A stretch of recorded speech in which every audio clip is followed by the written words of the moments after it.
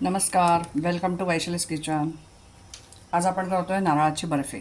तर आता आपण या वाटीने खोबऱ्याचा चव जो आहे नारळ तो खोवून घेतलेला आहे. तर या वाटीने मी 2 वाटी नारळाचा चव घेते.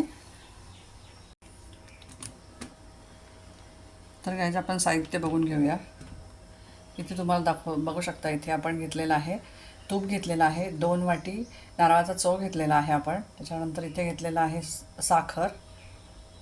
साहित्य बघून घेऊया आपण.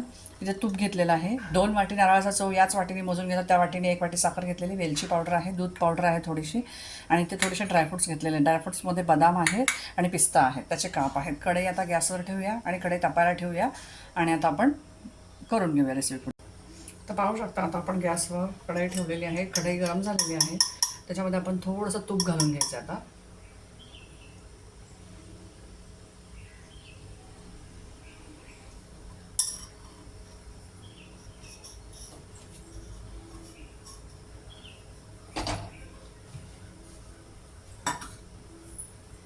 आणि त्याच्यामध्ये आपण तूप गरम झालं की नारळाचा चव घालून घेणार आहोत. त्याच्यामध्ये आपण नारळाचा चव टाकून घेऊया. त्याच्यात थोडंसं मॉइश्चर कमी करूया आणि मग पुढे साखर घालूया आपण.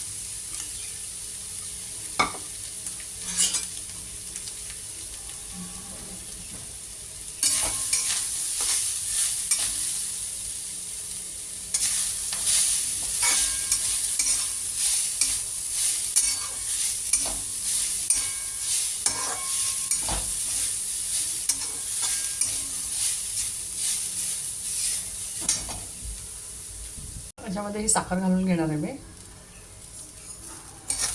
2 वाटी नारळाचा चव होता, त्याला मी 1 वाटी साखर घातलेली आहे. गॅस बारीक आहे.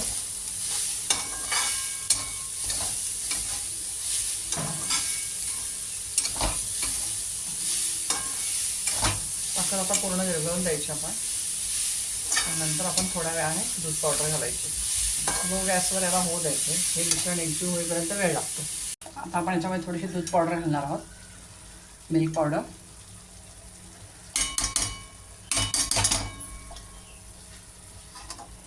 तुम्हाला हवा असेल तर तुम्ही दुधाची साय घातली तरी चालते.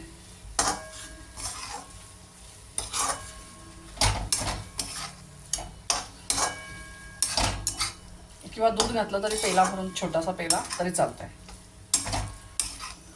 त्याला थोडंसं बाइंडिंग येतं, छान होते वडी, अशी सॉफ्ट होते.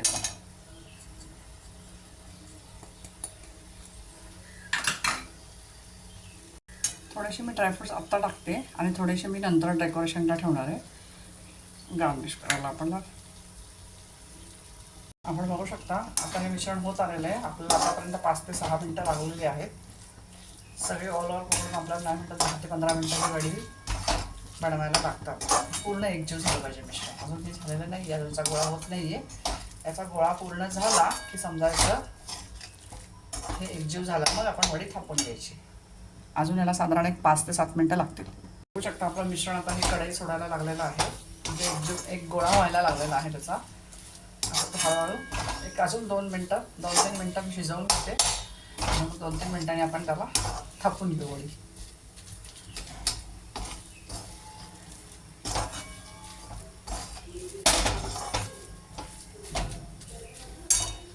फायनली आपलं मिश्रण आता रेडी झालेलं आहे. आता आपण याला पटकन उतरून घेऊया.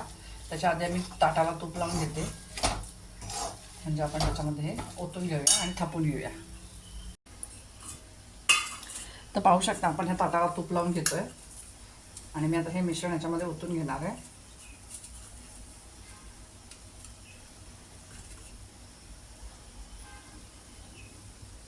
आता आपण ह्या मिश्रणामध्ये थोडीशी वेलची पाड टाकून घेऊया. मिक्स करून घेऊया आणि मिश्रण आपण खाली ताटाला ओतून घेऊया.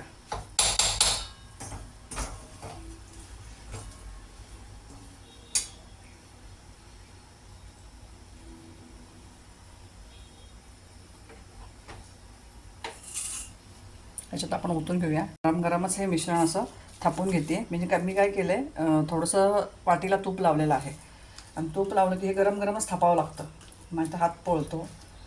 म्हणून वाटीने थापूया आपण. आणि थोडंसं थापून झालं, सेट झालं की आपण वड्या पाडूया. गाईस बघू शकता आपण बर्फी सेट करून घेतलेली आहे. तुम्ही दिसत असेल तुम्हाला. मी याच्यावरती थोडेसे ड्रायफ्रूट्स टाकून घेते काप आणि थोडेसे प्रेस करून घ्यायचे आणि 5 मिनटात वडी आपण कापून घ्यायची. कारण कशी येते की नंतर कडक झाली की सेट होते. मी आता हे काय करणार आहे, थोडेसे हाताने प्रेस करून घ्यायचे आणि मग वडी आपण बघू शकता. इथे वडी मी आता सुरीने झाली आहे बघा, कडक झाली छान. मी आता सुरीने कट करते थोडीशी. एक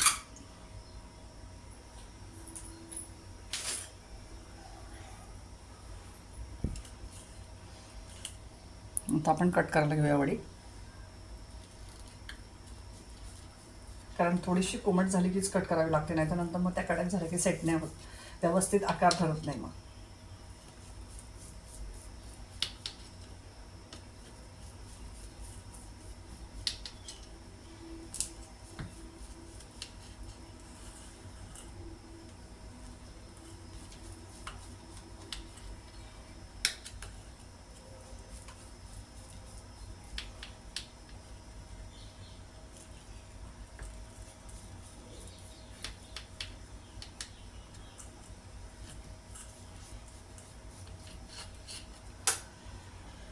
तर बघू शकता आपली वडी सेट झालेली आहे. 15-20 मिनटं मी जरा तिला ठेवणार आहे आणि थंड झाली की मग आपण सर्व करूया.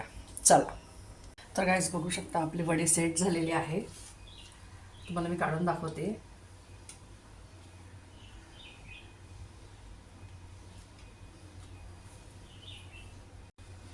पाहू शकता खूप सुंदर वड्या झालेल्या आहेत आपल्या. मस्त बघा, खुसखुशीत मऊ सॉफ्ट. तुम्हाला जवळून दाखवते.